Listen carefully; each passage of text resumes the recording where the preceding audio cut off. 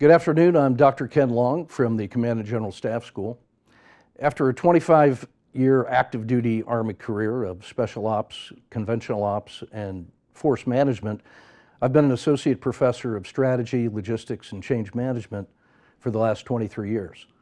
I've been on the critical thinking and creativity committee to improve our basic cognitive skills in those areas for 20 years. I'm very interested in creativity, and the world is hungry for creativity because that's the source of every innovative solution to help us solve wicked problems, and there are many. Now, the literature on creativity research is vast. For over 100 years, scholars have been studying in detail. The Encyclopedia of Creativity Research is in its 10th edition and comes in at about 800 pages. And it spans every profession known to man. Now, the challenge is that many professions define creativity in a way that makes sense to them. And so getting a common definition of creativity is a challenge, but when you ground it inside a profession, you have the ability to say something important about what creativity means to the profession. And so that's what we did in our creativity research. We impaneled an expert set of judges who had a wide variety of experiences and education in change management and in practical Army operations. And we studied the before and after contributions of our students for novelty. In other words, how surprising was that solution?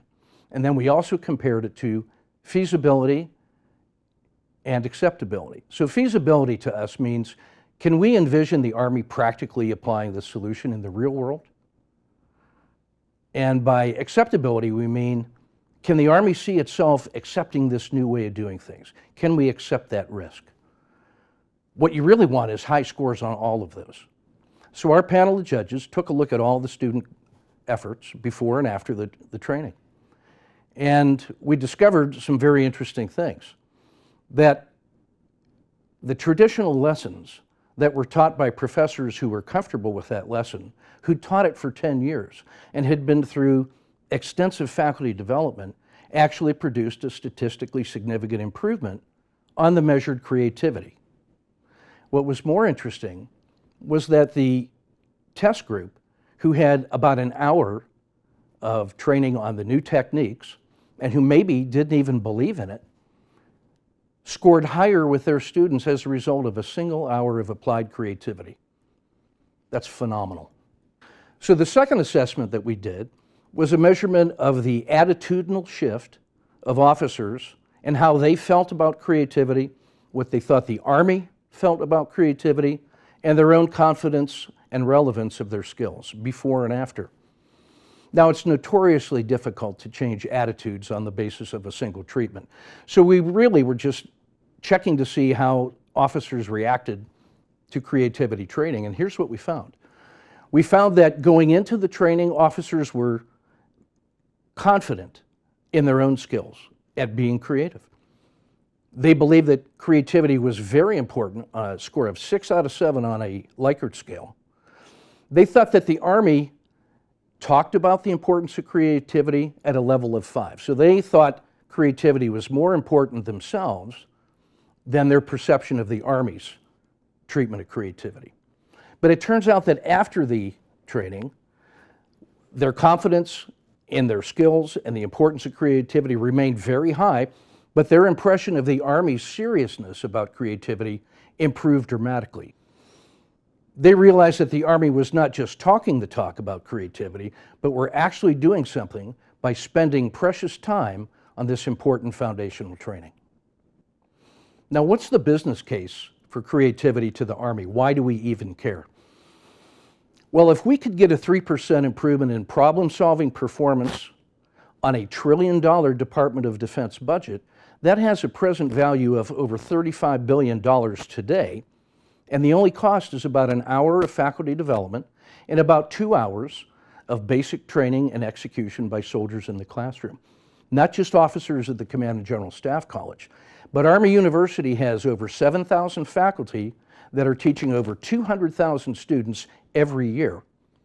And the real payoff comes when those leaders who now have a new appreciation for creativity and the skills to teach it and deliver it go out and teach their subordinate soldiers. Imagine the power of getting every brain into the fight. Anytime a soldier encounters a new challenge in garrison or in the battlefield, if they could bring just a little bit more creativity, they're going to solve those problems just a little bit better. And every time soldiers come together in a culture of appreciation for creativity, you're going to see a powerful network effect as creativity across the board is improved. And that's exactly what we need to be able to win on the battlefield.